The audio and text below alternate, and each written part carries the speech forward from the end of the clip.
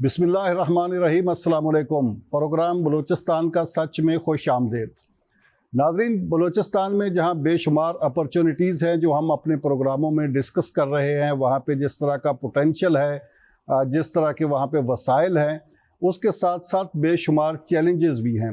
ये चैलेंजेस ज़्यादातर सिक्योरिटी से मुतल्लिक़ हैं और दीगर कुछ मामलात भी हैं जिनकी वजह से बलूचिस्तान के उस पोटेंशियल को भी उस तरह से बरूए कार नहीं लाया जा रहा जिस तरह की उसकी ज़रूरत है। बलूचिस्तान में क्या बड़े बड़े चैलेंजेस हैं, उन चैलेंजेस को हल करने के लिए इस वक्त बलूचिस्तान की हुकूमत क्या कर रही है, सिक्योरिटी फोर्सेस का रोल क्या है, आज के प्रोग्राम में इन सारी बातों का अहाता करेंगे। और इसके साथ साथ बलूचिस्तान के अंदर जो दहशत गर्दी के वाक़यात होते हैं, दहशत गर्दों का नैरेटिव क्या है और उसके जवाब में रियासत पाकिस्तान का और बलूचिस्तान का नैरेटिव क्या है, इस पर तफसील से बात करेंगे। आज के प्रोग्राम में मेरे साथ क्वेटा से मौजूद है वीडियो लिंक पर हमजा शफकात साहब, एडिशनल चीफ सेक्रेटरी होम हैं बलूचिस्तान के।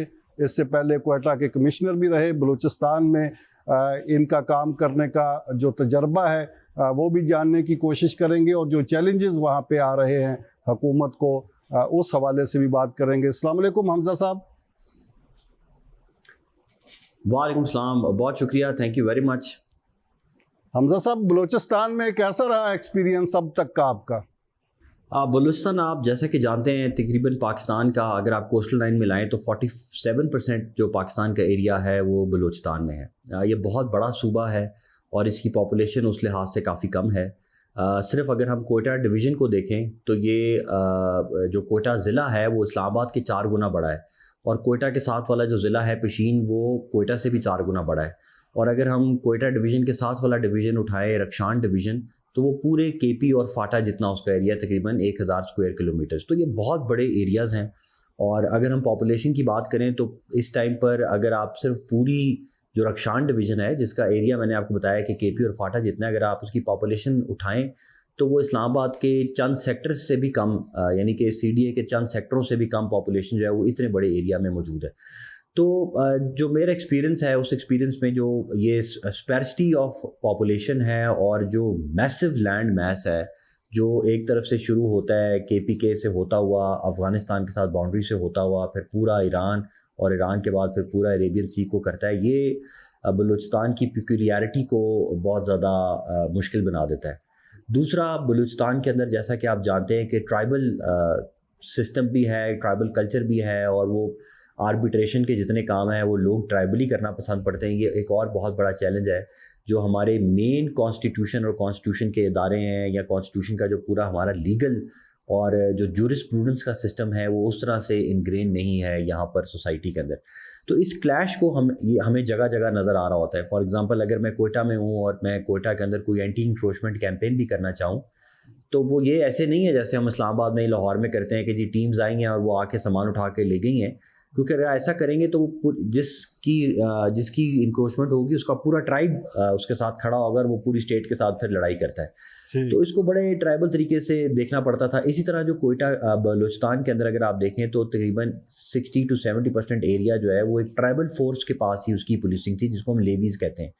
लेवीज़ तकरीबन 150-200 साल पुराना एक पुलिसिंग का एक निज़ाम था जिसके अंदर ट्राइबल बेस पे रिक्रूटमेंट होती थी और वो उसी तरह ही मामलों को रिजॉल्व करते थे। तो इन सब चीज़ों को मॉडर्नाइज करना भी हमारे लिए एक बहुत बड़ा चैलेंज रहा है। इसी तरह जो कनेक्टिविटी है लगे हाथों, मैंने कहा मैं वो भी बताता जाऊं कि क्योंकि हमारे जो प्राइवेट टेलीकॉम ऑपरेटर्स हैं वो तो वहीं पर अपना जो स्टेशन है वो इंस्टॉल करते हैं या अपना पोल इंस्टॉल करते हैं जहाँ पर उनको ट्रैफिक मिले। तो हमारे कई ज़िले हैं जिनके अंदर इंटरनेट और मोबाइल नेटवर्क्स ही नहीं है क्योंकि वहाँ पर इतनी ट्रैफिक पॉपुलेशन नहीं है जिससे प्राइवेट टेलीकॉम ऑपरेटर्स को फ़ायदा हो सके। जैसे कि शिरानी में आपके सामने एक ज़िला रखता हूँ, वहाँ पे कोई प्राइवेट टेलीकॉम ऑपरेटर अपना खंबा इंस्टॉल करने को तैयार नहीं है क्योंकि वो कहते हैं सर हम अगर अपना पोल इंस्टॉल करते हैं रेडियो फ्रीक्वेंसी का तो उस पर हमारे 5 से 6 करोड़ रुपए आते हैं, तो उसके लिए ज़रूरी है कि कम से कम वहाँ पर 1 लाख की पॉपुलेशन तो हो जो इस खंबे को इस्तेमाल करें।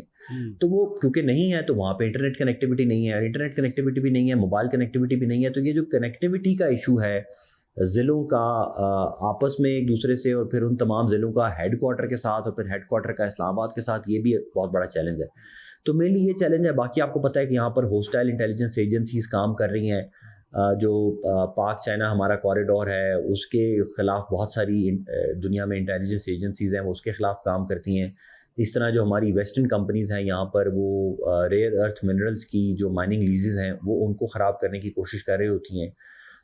یہاں پہ نوجوان جو ہیں ان کو غلط راہوں پہ لے کے جاتے ہیں. جو ان امپلائمنٹ ہے اس کو ایکسپلائٹ کیا جاتا ہے. جو ایجوکیشن اگر نہیں ہے, اسکول بند ہیں, تو اس کو ہماری جو ٹیررسٹ آرگنائزیشنز ہیں وہ اس کو یوز کرتی ہیں لوگوں کے خلاف بھی اور حکومت کے خلاف بھی. ایک بڑی سی میں نے آپ کو ہوم ڈپارٹمنٹ کے پرسپیکٹو سے ایک بریف دیا. جی ناظرین, یہاں پہ ایک بریک لیتے ہیں اور بریک کے بعد حمزہ شفقات صاحب کے ساتھ یہ پروگرام جاری ہے. میرے ساتھ رہیے گا. پروگرام میں ایک بار پھر خوش آمدید. میرے ساتھ موجود ہیں بلوچستان کے ایڈیشنل چیف سیکرٹری ہوم جناب حمزہ شفقات صاحب. حمزہ صاحب, آپ نے جس طرح بڑی ڈیٹیل کے ساتھ ایک بلوچستان کا تعارف دیا ہے, بلوچستان کا ایک عمومی سا تعارف میڈیا میں بھی آتا ہے, اور وہ میڈیا میں جو تعارف آتا ہے وہ تو بڑا خوفناک ہے کہ بلوچستان میں شاید بڑے لو گو ایریاز ہیں, دہشت گردی ہے اور عام آدمی کی ایکسیس نہیں ہے, اور آئے دن وارداتیں ہو رہی ہیں, پسماندہ ہے, ڈیولپمنٹ میں بہت پیچھے رہ گیا ہے. تو ان باتوں میں جو میڈیا کے ذریعے دنیا کو معلوم ہوتی ہیں, ان میں حقائق کتنے ہیں؟ دیکھیں, میڈیا کے اندر جو بات جاری ہے, ایک تو اب بہت انفارچونیٹ ہے, میں کمسٹر لگنے سے پہلے یہاں پر سیکٹری انفارمیشن بھی رہا, اور ہم نے پریس کلب جو کوئٹہ کا ہے, بڑا وائبرنٹ پریس کلب ہے, اس کے ساتھ بیٹھ کے ہم نے تمام جو نیشنل ٹی وی چینلز ہیں ان کا ایک سروے کرایا, اور ہم نے کہا ہم دیکھتے ہیں کہ کوئٹہ کو یا بلوچستان کو روزانہ کی بنیاد پہ ہمارے تمام میڈیا چینلز جو ہیں الیکٹرانک میڈیا والے وہ کتنا کور کرتے ہیں. آپ حیران ہوں گے کہ پورے دن کے 24 گھنٹے کے اندر جو آن ایوریج ہم نے نکالا پورے سال کا, تو اس میں بلوچستان کو ٹوٹل 24 گھنٹے میں سے آن ایوریج 1.5 منٹ ملتا ہے. اور وہ 1.5 منٹ بھی یہ ملتا ہے کہ اگر تربت کے اندر کوئی ایک پٹاخہ بھی پھٹا ہے تو وہ خبر چلتی ہے کہ کوئٹہ, اور کوئٹہ کے آگے لکھا جاتا ہے کہ بلوچستان میں جی ایک جگہ بلاسٹ ہو گئے. تو یہ آپ نے بالکل بات صحیح کی ہے کہ بلوچستان کا جو پرسیپشن ہے, جو امیج کریٹ کیا گیا ہے انفارچونیٹلی میڈیا کے اندر, وہ ٹھیک نہیں ہے. اگر ہم کوئٹہ کی اگزامپل ہی دیکھ لیں, میں اس سے پہلے اسلام آباد میں بھی رہا ہوں. اسلام آباد میں ڈیلی کار چوری کی واردات 10 کی تھی آن ایوریج, کہ 10 گاڑیاں چوری ہوتی تھی.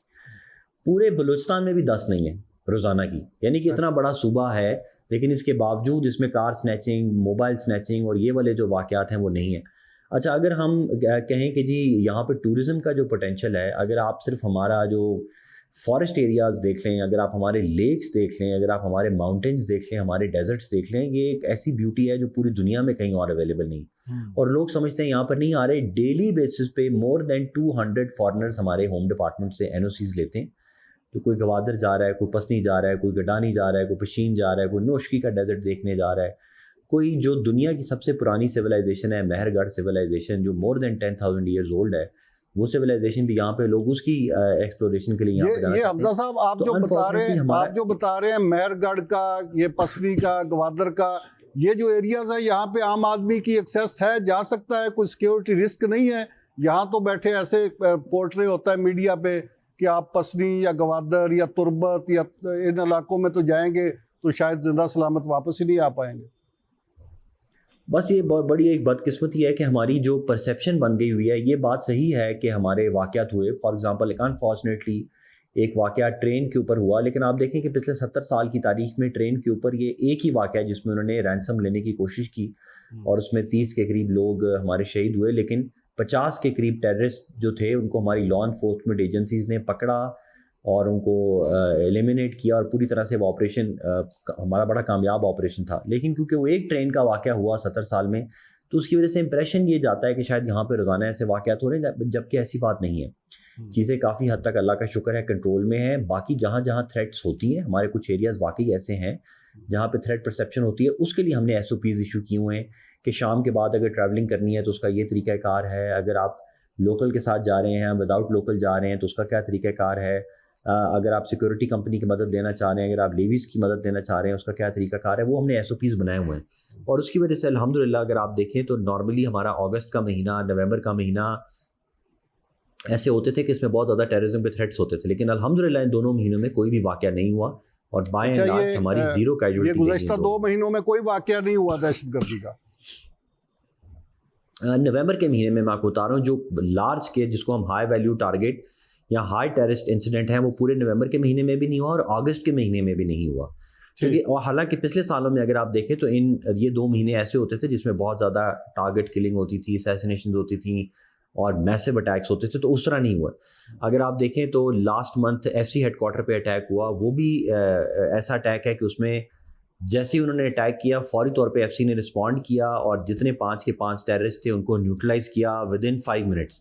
تو یہ ہے کہ جہاں پہ ایسی بات ہوتی ہے تو وہاں پہ ہمارا رسپانس بھی ہو رہا ہوتا ہے. چیلنجز ہیں, اس میں کوئی شک نہیں ہے, اٹیکس کرتے ہیں, ٹیررسٹ آرگنائزیشنز یہاں پہ آپریٹ کر رہی ہیں, ان کو ہوسٹائل انٹرنیشنل ایجنسیز کی سپورٹ بھی حاصل ہے, لیکن اس کا مطلب یہ نہیں ہے کہ یہ کوئی نو گو ایریاز ہیں. روزانہ کی بنیاد پہ صرف کوئٹہ سے کراچی کی جو گاڑیاں ہیں وہ 1700 سے زیادہ گاڑی وہاں پہ ٹریول کر رہی ہے روزانہ کی بنیاد پہ. تو it means business as usual چل رہا ہے. ٹھیک ہے, دکا واقعات ہوتے ہیں اور ان کو ہم اوور کم کر رہے ہیں. اچھا, یہ جو آپ نے دہشت گردی کے ہاسٹائل ایجنسیز کا ذکر کیا, تو اس میں جو دہشت گردی کے واقعات ہوتے ہیں ایوریجلی اس میں بیرونی فیکٹر کتنا ہے اور اندرونی فیکٹر کتنا ہے اس میں؟ دیکھیں یہ سارے ہی بیرونی فیکٹر میں. ہمارے ادھر 2 بڑی ٹیررسٹ آرگنائزیشنز آپریٹ کر رہی ہیں, ایک کو ہم FAK کہتے ہیں اور ایک کو FAH کہتے ہیں, فتنۃ الہندوستان اور ایک فتنہ الخوارج. فتنۃ الہندوستان جو ہے وہ آپ کو پتہ ہے کہ وہ یہیں کے لوگوں کو پیسے کی ورغلا کے یا بلیک میل کر کے یا ان کی فیملیز کو ایبڈکٹ کر کے ان کی خواتین کو کسی طرح سے قابو کر کے یا کوئی لالچ دے کے ان کے تھرو آپریشنز کراتے ہیں. اور جو فتنہ الخوارج کے جو ہے وہ اس میں وہ لوگوں کا دماغ کیپچر کر کے ان کو کہتے ہیں کہ جی اسلام میں ایسا ہے, اور قرآن کی غلط تشریحیں پڑھا کے اور اسلام کا ایک غلط ان کے ذہن میں ڈال کے ان کو اٹیک کرنے کے لیے بھیجتے ہیں. آپ حیرانگی کی بات ہوگی کہ زوب کے اندر ہم نے ٹیررسٹ پکڑے اور جب ان سے انویسٹیگیٹ کیا گیا تو انہوں نے ان کو کہا کہ آپ کیا حملہ کرنے ہیں. انہوں نے کہا جی ہم تو امریکن فوج پہ حملہ کرنے ہیں. اچھا یار یہاں پہ تو امریکن فوج نہیں ہے, پاکستانی فوج ہے. تو انہوں نے کہا نہیں جی پاکستانی فوج جو ہے یہ تو اس کو تو ہم ماریں گے. تو ہم نے کہا کہاں لکھا ہوا ہے قرآن میں؟ تو اس نے کہا جی میں تو قرآن ہی نہیں پڑھا ہوا. تو جس کو عربی بھی نہیں آتی, قرآن بھی نہیں آتا, اس کے دماغ کو یہ کیپچر کر کے یا اس کو چند روپوں کی خاطر بلیک میل کر کے اس کو سائیکولوجیکلی اوور پاور کر کے یہ آپریشنز کرواتے ہیں. اور بڑے یہ میں نے آپ کو بتایا کہ 2 ہی تھریٹس ہیں اور یہ دونوں باہر سے آپریٹ ہو رہے ہیں. ایک افغانستان سے آپریٹ ہو رہے ہیں اور دوسرا میں نے آپ کو بتایا کہ فتنۃ الہندوستان ہے جو کہ وہ بھی باہر سے آپریٹ ہو رہا ہے. اور جس کے لیے آپ کو پتہ ہے کہ کلبھوشن یادو جو اسپائی ہے وہ بلوچستان سے ہی پکڑا گیا, وہ یہیں پہ آپریٹ کر رہا تھا. اچھا یہ بتائیے گا سر کہ جس طرح سیکیورٹی فورسز کر رہی ہیں, آپریشنز کر رہی ہیں دہشت گردی کے خلاف, اور دیگر اسی طرح پولیس بھی ہے, لیویز بھی ہے. ابھی آپ جب سے گئے ہیں بلوچستان میں تو اصلاحات کا بھی ایک سسٹم شروع کیا ہے, تو یہ لیویز کا مرجر کیوں کر رہے ہیں آپ پولیس میں؟ لیویز کی فورس کیا ختم کی جا رہی ہے, کیا کیا جا رہا ہے اس کا؟ بیسیکلی جیسے میں نے آپ کو بتایا نا کہ اس صوبے کے اندر ایک ٹرائبل کلچر موجود تھا اور وہ ٹرائبل فورس یہاں پر موجود تھی. اب کیونکہ ہمارے چیلنجز چینج ہوتے جا رہے ہیں اور ٹرائبل کلچر بھی چینج ہو رہا ہے, اربنائزیشن بھی ہو رہی ہے اور اس کو سپیڈ اپ کرنا بھی ضروری ہے. گورنمنٹ کا بہت سارے کاموں میں ایک کام سوشل چینج بھی ہے اور جو بیوروکریسی ہے وہ ایجنٹس آف سوشل چینج بھی ہوتے ہیں. تو یہ فیصلہ کیا گیا ہے کیبنٹ لیول پہ بھی اور ایپیکس کمیٹی کے لیول پہ بھی کہ بلوچستان کے اندر پولیسنگ کو ماڈرنائز کیا جائے. آپ نے دیکھا ہوگا کبھی ادھر آنر کلنگ کے کیسز آتے رہتے ہیں جس کے اوپر پروسیکیوشن نہیں ہوتی.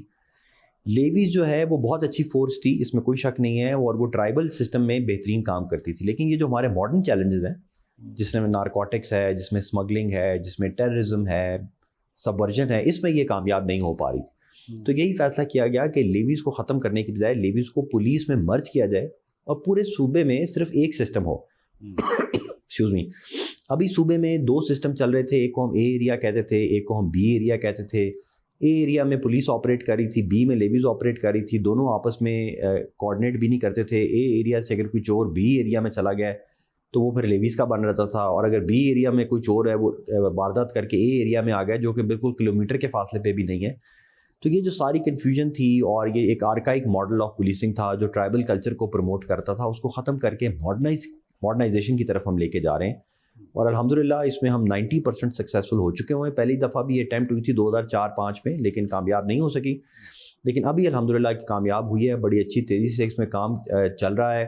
90% ہمارا ایریا جو ہے وہ اے ایریا ہو چکا ہوا ہے, پولیسنگ امپروو ہو رہی ہے, اور اس کے ثمرات آج نہیں تو ہمیں اگلے 10 سالوں میں بہت زیادہ نظر آئیں گے. اچھا حمزہ صاحب, یہ جو لیویز فورس تھی اس کے بارے میں تو داستانیں اس طرح کی بھی سننے میں آئی کہ جب دہشت گرد کہیں پہ ان کے اسٹیشن پہ اٹیک کرتے تھے تو یہ خود اسلحہ ہی ان کے حوالے کر دیتے تھے اور وہاں سے خود ان کو فیسیلیٹیٹ کر دیتے تھے دہشت گردوں کو. اس طرح کی ویڈیوز بھی, واقعات بھی سنے ہم نے. تو یہ لوگ جب لیویز میں تھے تو یہ دہشت گردوں کے سہولت کار تھے. اب جب یہ پولیس میں جائیں گے تو کیسے دہشت گردوں کے ساتھ لڑیں گے؟ بندے تو وہی ہے نا.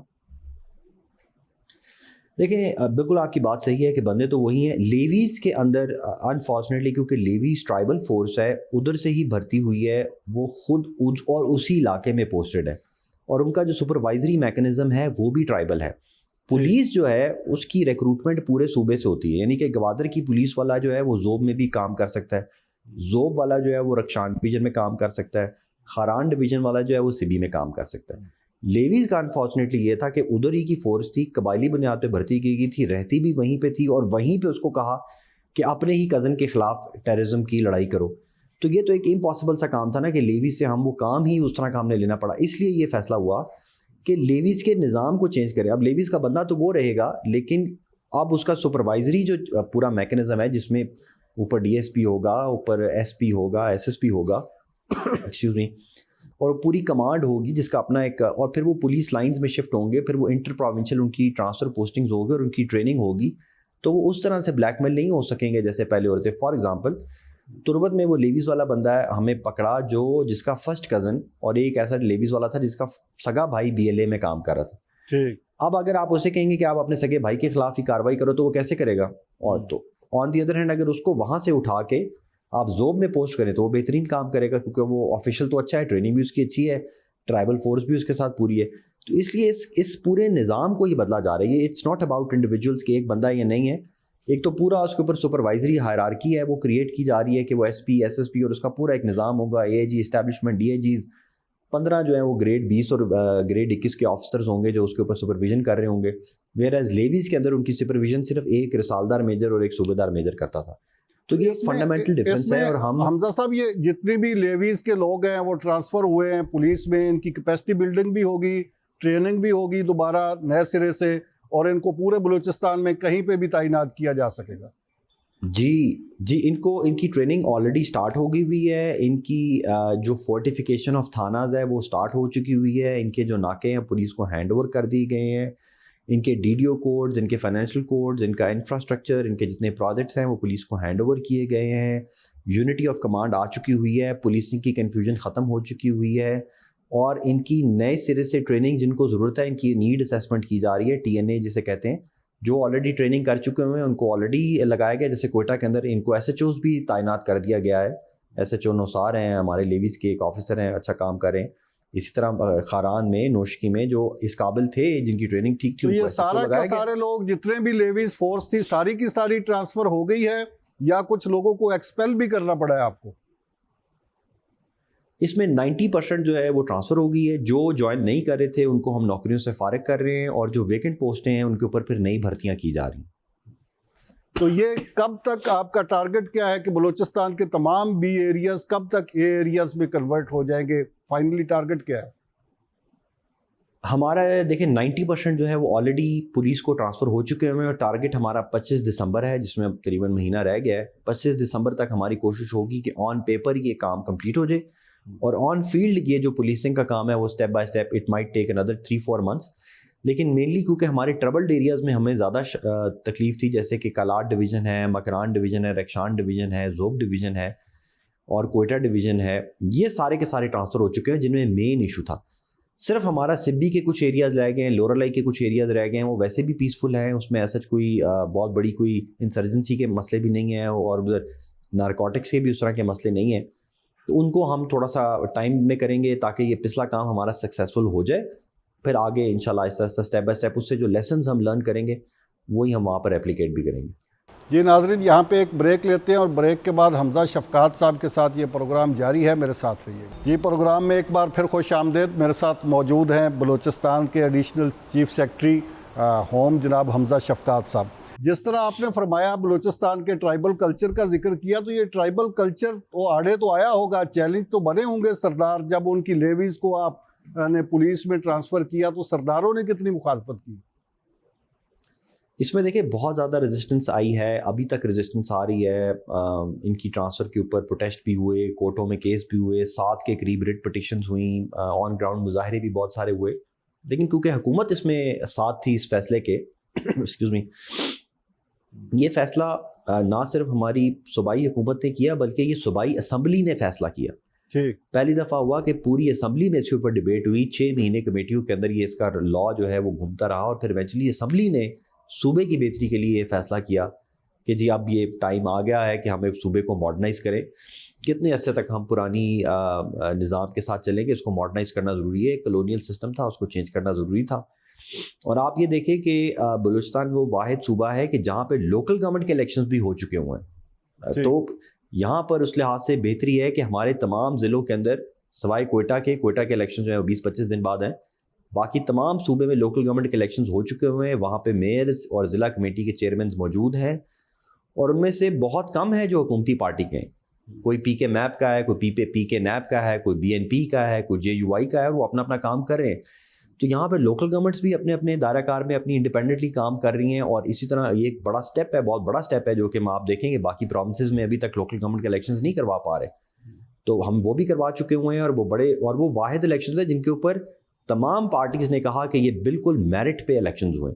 تو یہ بلوچستان ایک سکسیس سٹوری کے طور پہ سامنے آتا ہے. اسی طرح لیویز کے اوپر بھی تمام اسمبلی کھڑی ہوئی، ساتھ ہوئی، ان کو بریفنگز دی گئیں، اور وہ کنونس ہوئے کہ یہ بات صحیح ہے، ٹھیک ہے، ہمیں ریزسٹنس آ رہی ہے، ایک انرشیا ہے، 100 سال 150 سال سے ایک نظام چل رہا ہے، اس کو چینج کرنے میں مشکلات آتی ہیں، رکاوٹیں آئیں گی، لیکن صوبے کی بہتری کے لیے، عوام کی بہتری کے لیے، اور جو ماڈرن چیلنجز ہیں ان کو نپٹنے کے لیے، اسپیشلائزیشن کے لیے، امپروومنٹ اور پروسیکیوشن کے لیے بہت زیادہ ضروری تھا. حمزہ صاحب، بلوچستان کا ایک انفارچونیٹ تعارف لاپتہ افراد اور جبری گمشدگیاں بھی ہیں.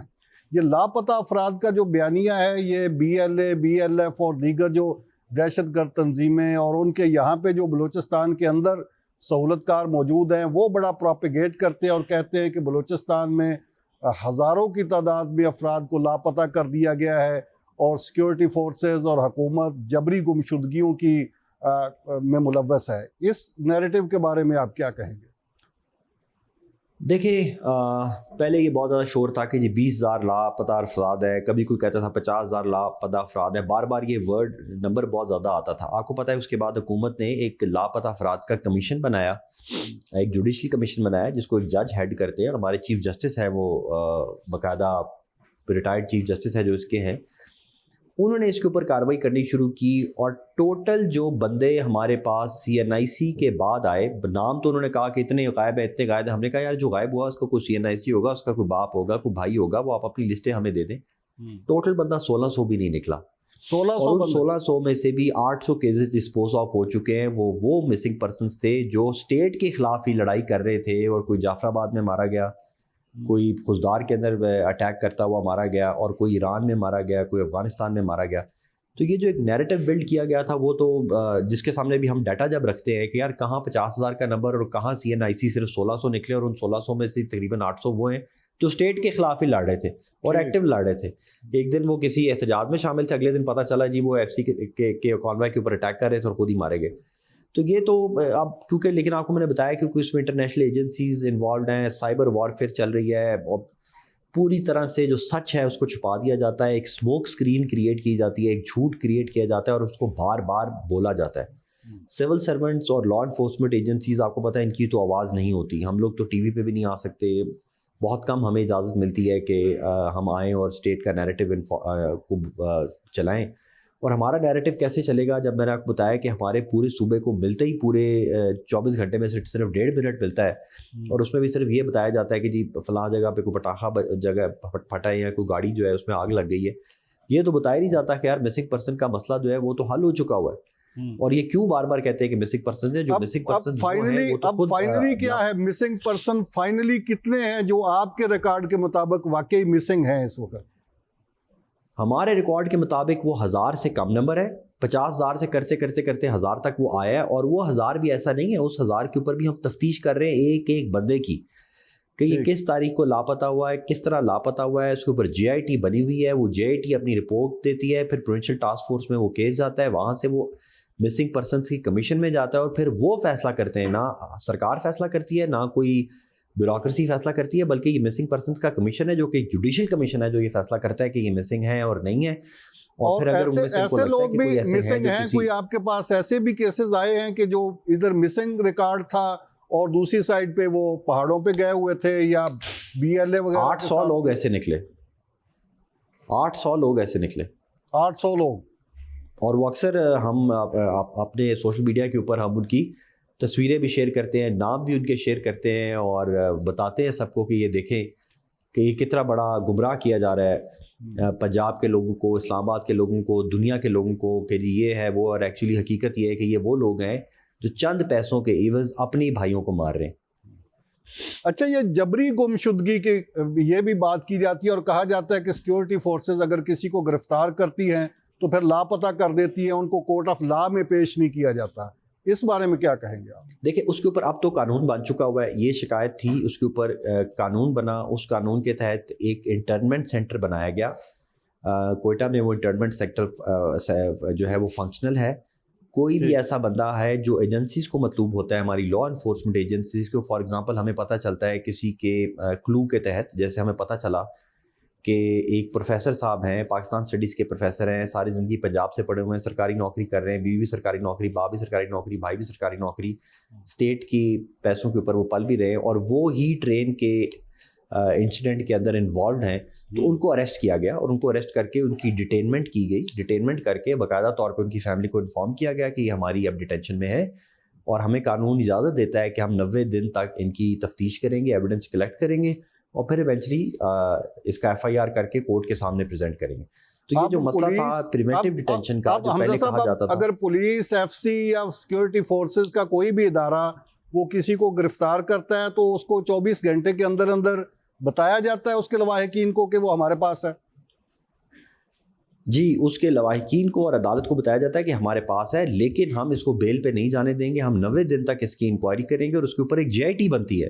ٹھیک، جیسے وہ لوگ کہتے تھے نا کہ یار اپنی مرضی سے پولیس نے کوئی بندہ اٹھا دیا، نہیں، ایسے نہیں ہو سکتا. اس میں ایک بڑی ملٹی سیکٹورل ملٹی ایجنسی ایک JIT بنتی ہے، وہ اس اریسٹ کو پورا انویسٹیگیٹ کرتے ہیں اور جب وہ سمجھتے ہیں کہ نہیں یہ بندہ اینٹی اسٹیٹ ایکٹیویٹیز میں انوالوڈ ہے اور یہ کوئی نہ کوئی حرکت کر سکتا ہے، اس کو روکنا بہت ضروری ہے، تو پھر وہ اپنے پاس ڈیٹین کرتے ہیں اور انفارم کرتے ہیں کورٹ میں اور اس کی فیملی کو. Excuse me. اچھا، یہ حمزہ صاحب یہ بتائیے گا، بلوچ یکجہتی کمیٹی اور جو وائس آف مسنگ پرسن، یہ جب بھی کوئی اس طرح کا کوئی واقعہ ہوتا ہے، کوئی سیکورٹی فورسز آپریشن کرتی ہیں یا کسی کو پکڑتی ہیں تو یہ سٹرائک ڈاؤن کر دیتے ہیں، دھرنے دے دیتے ہیں. مارنگ بلوچ کے کردار آپ کے سامنے ہے، تو اب کیا صورتحال ہے؟ اب بھی اسی طرح دھرنے شرنے ہوتے ہیں یا یہ مارنگ بلوچ کو جب سے آپ نے جیل بھیجا ہے اس وقت سے کوئی کمی آئی ہے ان معاملات میں؟ جی، جب سے وہ قانون کے مطابق ان کے اوپر پرچہ ہوا اور وہ کورٹ میں کیس چلا، کورٹ نے ان کا جوڈیشل ریمانڈ دیا، ان کا جیل ٹرائل چل رہا ہے، اس کے بعد سے آپ دیکھیں کہ کوئی بھی ایک دھرنا نہیں ہوا اور کوئی بھی پروٹیسٹ نہیں ہوا. یہ سارے فورن فنڈڈ ایجنڈاز ہوتے ہیں، لوگوں کو گمراہ کرنے کے لیے اکٹھے کرتے ہیں، اور یہ ایک اسٹریٹجی کے تحت. میں آپ کو ریسنٹ اگزامپل دیتا ہوں کہ کچھ عرصہ پہلے سوراب کے اندر ہماری لا انفورسمنٹ ایجنسیز جو ہیں وہ انٹیلیجنس بیس آپریشن کر رہی تھی اور راستے میں ایک بندہ آیا اور اس نے گولیاں چلانا شروع کر دی. اس کو اسی ٹائم پہ اریسٹ کر لیا گیا. اب اس کو اریسٹ کر کے تو عدالت کے پاس تو نہیں لیا جا سکتا، پہلے انویسٹیگیٹ کیا جاتا، قانون بھی اس کی اجازت دیتا ہے.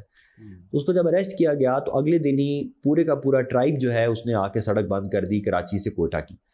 تو یہ جو مینٹالٹی ہے نا کہ جتھے کی شکل میں آپ کوئی بھی کام حکومت کا رکوا سکتے ہیں. فار ایگزامپل بجلی کے بل نہیں دے رہے تھے لوگ کسی ضلع کے اندر، وہاں پہ بجلی کے بل جب کاٹنے کے لیے گئے کیسکو والے تو پورے کا پورا گاؤں آیا اور اس نے روڈ بند کر دی اور ٹیمز کو واپس جانا پڑا.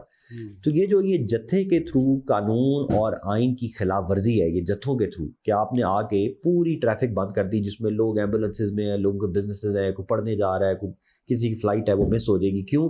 کیونکہ آپ کے بندے نے ٹیررزم کر رہا تھا اور اس کو اریسٹ کیا گیا اور آپ اس کو چھڑوانا چاہ رہے ہیں. تو یہ ایک سائیکولوجیکل مائنڈ سیٹ تھا جس کو روکنے کی ضرورت تھی اور اس کے اوپر کام ہوا. اس کے اوپر ایک کمیٹی بنی جس کا نام ہے city and hardened state committee, جس میں یہ فیصلہ کیا گیا کہ یار یہ جو کام ہے نا کہ آپ حکومت کوئی بھی کام کرتی ہے، فار ایگزامپل ایک جگہ پہ قبضہ ہے، وہاں پہ قبضہ چھڑانے گئے ہیں، 300 بندہ اکٹھا ہوا آ کر انہوں نے سڑک بند کر دی ہے, اس کے بعد یہ حکومت واپس چلی گئی ہے. تو اس طرح تو پھر قانون نافذ ہو نہیں سکتا, اور نہ پوری دنیا میں ہوتا ہے. تو اس کے اوپر بڑی سختی سے فیس لیس کورٹس کے بارے میں بتا دیں کہ یہ فیس لیس کورٹ کیا ہے بلوچستان میں, اور کیا یہ اسٹیبلش ہو گئی ہے؟ نہیں, یہ ابھی اسٹیبلش, اس کا قانون پاس ہو چکا ہوا ہے. فیس لیس کورٹس کا مطلب یہ ہے, جیسے میں نے بتایا کہ ہمارے ایک چیف جسٹس صاحب تھے, ہمارے بلوچستان کے 2 چیف جسٹسز ہیں جن کو ٹیررسٹ نے شہید کیا ہوا ہے.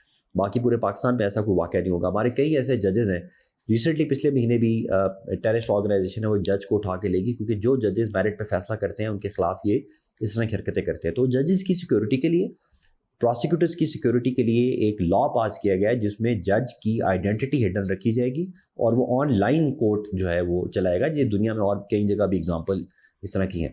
تو اس کا لا پاس ہو چکا ہوا ہے, رولز اس کے فریم ہو رہے ہیں, اور بہت جلد ہائی کورٹ کو آن بورڈ لے کے انشاءاللہ اس کا انوگریشن ہم 2026 جنوری میں کریں. ابھی جو پیٹرول کی بڑے پیمانے پہ سمگلنگ ہوتی تھی اور لاہور اور اسلام آباد تک ایرانی پیٹرول ملتا تھا, اب کوئٹہ تک تو آ رہا ہوگا اس وقت بھی. یہ میں نے بہت زیادہ ٹی وی کے اوپر بھی دیکھا اور سوشل میڈیا پہ بھی دیکھا, اور میں بڑا حیران بھی ہوتا تھا کہ کیسے جھوٹی بات جو ہے پھیلائی جاتی ہے. یہ بار بار کہا جاتا ہے کہ جی پیٹرول کی سمگلنگ کی ایسا نہیں ہوتا تھا. اچھا, ایشو یہ ہے کہ پاکستان جو پیٹرول خریدتا ہے وہ باہر سے خریدتا ہے, باہر کی دنیا سے خریدتا ہے آئل مارکیٹنگ کمپنیز کے تھرو, اور اس کے بدلے میں بہت ڈالرز ہم پے کرتے ہیں. اور اسی وجہ سے آپ دیکھیں کہ پاکستان کو بیلنس آف پیمنٹ کرائسس کا شکار ہونا پڑا ہے, کیونکہ ہمارے پاس اب ڈالر کیونکہ نہیں ہے, اور اسی وجہ سے ہماری کرنسی جو ہے وہ بھی نیچے گرتی جا رہی ہے. آن دی ادر ہینڈ ایران کے بارڈر کے اوپر جو پیٹرول ہم لے رہے ہیں وہ تھرو بارٹر لے رہے ہیں, جو کہ ٹیمپریریلی گراؤنڈ لیول پہ الاؤڈ ہے, کیونکہ ہم باقی پیٹرول کے اوپر پوری طرح سے ہمارا پیمنٹ ہم نہیں کر پا رہے. تو وہاں کی لوکل نیڈس کو پورا کرنے کے لیے ایران سے پیٹرول جو ہے وہ آتا تھا بارٹر ٹریڈ کے طور پہ, اور وہ پیٹرول یہاں پہ استعمال کرتے تھے, اور اس کے بدلے میں یہاں کا بہت سارا سامان جو ہے وہ ایران جاتا تھا, اور وہ آپس میں آن گراؤنڈ ایک ایگریمنٹ موجود تھا جس کو, اور اس کو لیکن ٹی وی پہ سوشل میڈیا پہ شاید یہ چلایا جا رہا تھا کہ یہ بہت بڑی کوئی پیٹرول کی اسمگلنگ ہو رہی ہے. اور اس کے پیچھے بھی یہ بیسیکلی بڑی مارکیٹنگ کمپنیز تھیں جو یہ چاہتے تھے کہ یہ بھی کام بند ہو تاکہ ہمارا پیٹرول جو ہے وہ آئے, جو کہ 3 گنا مہنگا بھی ہے اور اس کے لیے ڈالرز بھی پے کرنے پڑتے ہیں. تو ایک تو یہ ایک متھ ہے, مسکنسیپشن ہے جو کریٹ کی گئی. دوسرا, اس پیٹرول کی وجہ سے ہزاروں کی تعداد میں لوگ جو تھے ان کا جو بے روزگاری تھی وہ ختم ہوئی تھی, اور وہ اس ٹریڈ کے اندر انوالوڈ تھے, اور اس ٹریڈ کے تھرو وہ یہ کام کر رہے تھے, اور تربت کا, پنجگور کا, گوادر تربت تک کی تمام جو آئل کی نیڈس تھی وہ یہی چیزیں پورے کرتے تھے. لیکن آبویسلی جب کوئی کام ایسا ہو رہا ہوتا ہے تو اس میں پھر مافیاز انوالو ہونا شروع ہوتی ہیں. کچھ سال پہلے اس میں مافیاز انوالو ہوئیں, انہوں نے یہی پیٹرول جو لوکلز کے لیے تھا, جو بارٹر کے طور پہ چل رہا تھا, اس کے اندر اپنی انٹروینشنز کی, پیمنٹ جو ہیں وہ وایا دبئی کرنا شروع کی, یہاں سے پیٹرول جو نکال کے ہے وہ لاہور تک لے کے بیچنا شروع کیا. اس کے اوپر تقریباً 1.25 سال پہلے 1.5 سال پہلے ایک کریک ڈاؤن سٹارٹ ہوا. ابھی الحمدللہ یہ پوری طرح سے ہم بند کر چکے ہوئے ہیں. صرف کوئٹہ کے اندر ہم 900 کے قریب اس طرح کے انلیگل اسٹیشنز جو تھے وہ بند کر چکے ہوئے ہیں. اس 2 مہینے میں ہم نے 3000 پمپس جو ہیں وہ اس طرح کے انلیگل جو تھے وہ بند کر دیے ہیں. جو بسیں یہ پیٹرول لے کے جاتی تھیں ان بسوں کو بند کر دیا گیا ہے, جو کیوٹیز بنائی جاتی تھیں ان کو بند کر دیا گیا, اور ایک آن گوئنگ پروسیس ہے جو یہ چل رہا ہے. ٹھیک ہے, اس میں لیکیج ہوتی ہوگی, ظاہری بات ہے 100% کنٹرول نہیں ہو سکتا کسی بھی ادارے کا, لیکن پھر بھی بائی اینڈ لارج اس کو ڈسکریج بھی کیا جا رہا ہے. اسٹیپ بائی اسٹیپ لوگوں کو آلٹرنیٹ مواقع دیے جا رہے ہیں. جیسے میں نے آپ کو بتایا نا کہ BISP کے تھرو, امپلائمنٹ پروگرام کے تھرو, اسکل ڈیولپمنٹ کے تھرو, یوتھ ڈیولپمنٹ پروگرامز کے تھرو. آپ کو یہ بھی پتہ ہونا چاہیے کہ بلوچستان ایسا صوبہ ہے کہ جہاں پہ کوئی بھی اگر لیبر کا بچہ ہے اس کو اسلام آباد میں لاہور کے بیسٹ اسکولوں میں فری آف کاسٹ حکومت تعلیم بھی دے رہی ہے اور بچوں کو پڑھا بھی رہی ہے, بورڈنگ لاجنگ کا خرچہ بھی برداشت کری. یعنی کہ یہ وہ بچے ہیں جو کسی لیبر کے بچے تھے, ادروائز انہوں نے شاید منشیات کا شکار ہو جاتے, لیکن اب وہ اسلام آباد لاہور میں بیسٹ اسکولز میں بھی پڑھ رہے ہیں اور پورا خرچہ ان کا حکومت چلا رہی ہے. اور اس کا مقصد یہی ہے کہ یوتھ کے اوپر انویسٹ کیا جائے, آنے والی نسلوں پہ انویسٹ کیا جائے. تو بہتری کی چیزیں, جہاں جہاں ایک بری چیز تھی اس کو ختم کر کے اب بہتری کی طرف لے کے جایا جا رہا ہے. جی ناظرین, یہاں پہ ایک بریک لیتے ہیں اور بریک کے بعد حمزہ شفقات صاحب کے ساتھ یہ پروگرام جاری ہے. میرے ساتھ رہیے. پروگرام میں ایک بار پھر خوش آمدید. میرے ساتھ موجود ہیں بلوچستان کے ایڈیشنل چیف سیکرٹری ہوم جناب حمزہ شفقات صاحب. حمزہ صاحب, یہ منشیات کی کاشت بلوچستان میں ایک ایسے ہے کہ اس کو تو روٹین کا بزنس سمجھا جاتا تھا, اور سمگلنگ کو بلوچستان میں تجارت سمجھا جاتا ہے. اب وہاں پہ سمگلنگ کے خلاف بھی کریک ڈاؤن ہو رہا ہے, منشیات کے خلاف بھی کریک ڈاؤن ہو رہا ہے. اس حوالے سے کیا چیلنجز ہیں؟ بالکل آپ نے صحیح بتایا ہے. بلوچستان کے جو 3 ماڈرن چیلنجز ہیں جو میں آپ کو پہلے بھی بتا رہا تھا کہ جس کی وجہ سے لیویز کو پولیس میں مرج کیا جا رہا ہے، وہ یہی چیلنجز ہیں: اسمگلنگ، نارکوٹکس اور ٹیررزم. یہ 3 چیلنجز، اور ان 3 چیلنجز کو نمٹنے کے لیے ہی پولیسنگ کا نظام اور کنٹرول کا نظام جو ہے نا وہ بہتر کرنا بہت ضروری تھا. جب سے افغانستان کے اندر ادھر زیادہ سختی ہوئی تو کچھ لوگ ہیں نارملی ایلیگل افغانز ہی تھے جو یہاں پر گھسے، اور یہاں پر کیونکہ واسٹ لینڈ ہے، بہت دور دور تک ہے، ویزیبلٹی نہیں ہوتی اس طرح انتظامیہ کو، تو آئے اور انہوں نے یہ کام کرنا شروع کیا. لیکن یہ 2023 میں اس کو ہائی لائٹ کیا گیا، ہماری ایجنسیز نے کیا کہ یہ کام یہاں پر شروع ہو رہا ہے اور اس پہ کریک ڈاؤن کرنا بہت ضروری ہے. اور تاریخ کا سب سے بڑا آپریشن پھر 2023 میں، اور اس کے بعد 2024 میں، اور 2025 میں تقریباً ہزاروں ایکڑ جو ہے وہ کینبس، پاپی، جہاں پہ بھی ایلیگل اس طرح کی فصل اگائی جاتی تھی کہیں پہ عمان یا اس طرح کی کوئی بھی چیز، اس کے خلاف کریک ڈاؤن کیا. اور یہ اب آن گوئنگ پروسیس بن چکا ہے، کمیٹیز بن چکی ہوئی ہیں، پروونشل ٹاسک فورس بن چکی ہوئی ہے، اور اب ہمارا ایکسائز ڈپارٹمنٹ اپنا قانون لے کے آ رہا ہے جس کے ذریعے جس زمین پر بھی یہ کاشت کی جائے گی وہ زمین ہی بھگ کے سرکار ضبط ہوگی، اور وہ جو بندے اس کے ساتھ ایسوسیٹڈ ہیں ان کو 4 شیڈول میں ڈالا جا رہا ہے، ان کے CNICs اور تمام چیزیں بلاک کی جا رہی ہیں. میرا خیال ہے کہ یہ چیلنج ہے، لیکن اس کو ہم نبٹنے کے لیے پوری طرح سے تیار ہیں، اور اگلے 6 7 8 مہینے کے اندر آپ دیکھیں گے کہ ہم اس پہ پوری طرح قابو کرنے میں کامیاب ہو جائیں گے جہاں تک نارکوٹکس کی بات ہے. اب ہم آ جاتے ہیں اسمگلنگ کی طرف. آپ کو پتہ ہے کیونکہ ہمارے بارڈر کا ایریا ہے ایران کا اور افغانستان کا، اور یہاں پہ چمن میں، براپچا میں، بادینی میں، تافتان میں، دال بندین میں، پنجگور میں، یہاں پر لوگ دونوں طرف رہتے ہیں، ایک ہی ٹرائب کے لوگ ہیں، وہ آپس میں ایک دوسرے سے ملتے بھی رہتے تھے اور ایکسچینج بھی کرتے رہتے تھے. لیکن اس کا فائدہ جو ہے وہ اسمگلرز نے اٹھانا شروع کیا، اور اسمگلرز نے یہاں کی لوکل پاپولیشن کو استعمال کرتے ہوئے چینی کی بہت زیادہ اسمگلنگ کی جو کہ کروڑوں اربوں روپے میں ہے. اسی طرح دوسرے بہت سارے مٹیریلز ہیں جو کہ بینڈ یا کاؤنٹرا بینڈ آئٹمز ہیں، ان کی اسمگلنگ شروع کی.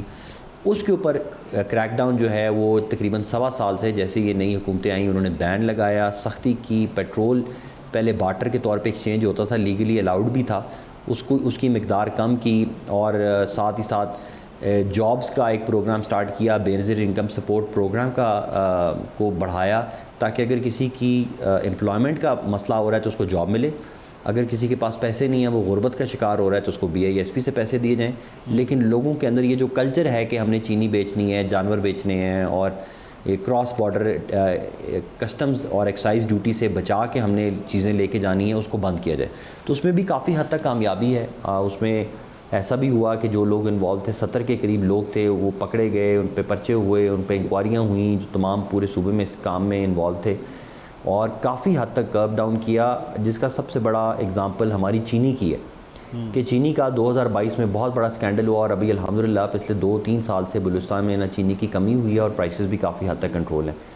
اس طرح گوشت کا بڑا کرائسس ہوا اور وہ بھی اب الحمدللہ ہمارا کنٹرول میں. تو ابھی چیزیں کافی حد تک امپروومنٹ کی طرف جا رہی ہیں. اچھا حمزہ صاحب، یہ بتائیے کہ یہ جو سوشل انگیجمنٹ کا پروگرام ہے، سیکیورٹی فورسز کے آفیسرز بھی نوجوانوں کے ساتھ ڈائلاگ کر رہے ہیں، کالج یونیورسٹی کے دورے کر رہے ہیں، وزیر اعلیٰ بلوچستان بھی کھلی کچہریوں میں، جرگوں میں انگیجمنٹ کر رہے ہیں، تو اس کے کیا نتائج نکل رہے ہیں؟ اور اس میں یہ بتائیے گا کہ عوامی نمائندوں کی مکمل تائید حاصل ہے آپ کو؟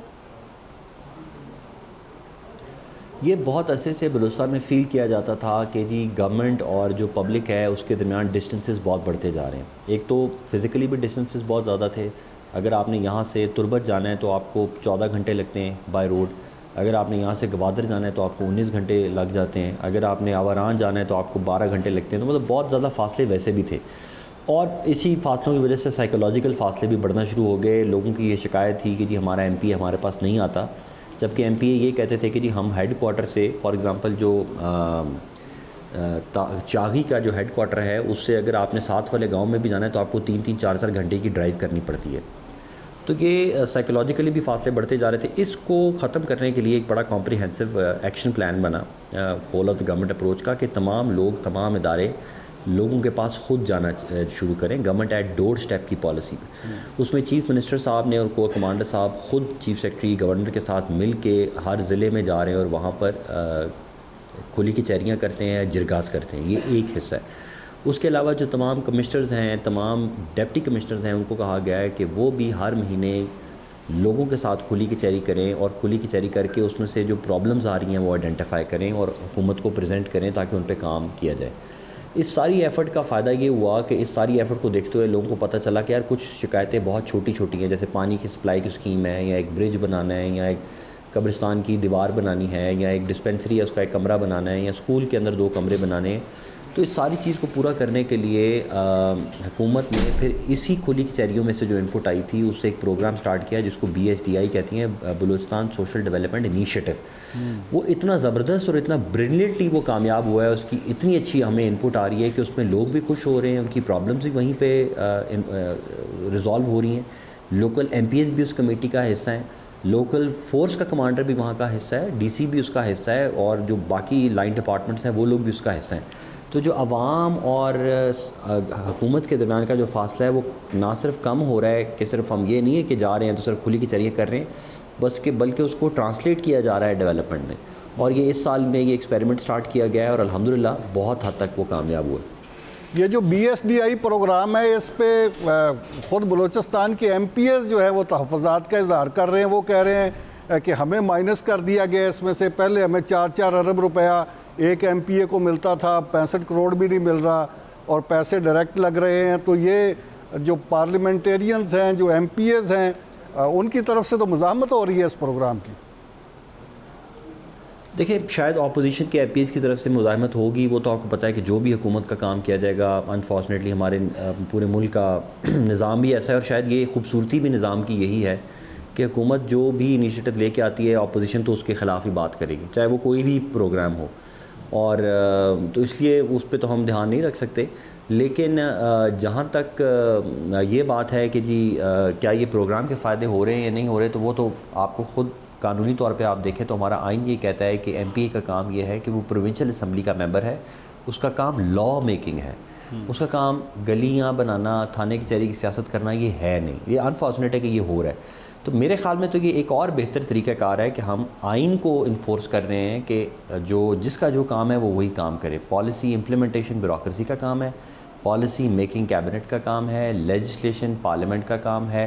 سب اپنے اپنے کاموں میں کریں اور بہتری. اور یہ میرا فیصلہ نہیں ہے یا کوئی بیوروکریسی کا فیصلہ نہیں ہے، یہ ایپیکس کمیٹی کا فیصلہ ہے جو فیڈرل ایپیکس کمیٹی ہے، جس میں تمام چیف منسٹرز انوالوڈ ہیں، پرائم منسٹر صاحب اس کو چیئر کرتے ہیں، تمام کمانڈرز اس میں انوالوڈ ہیں.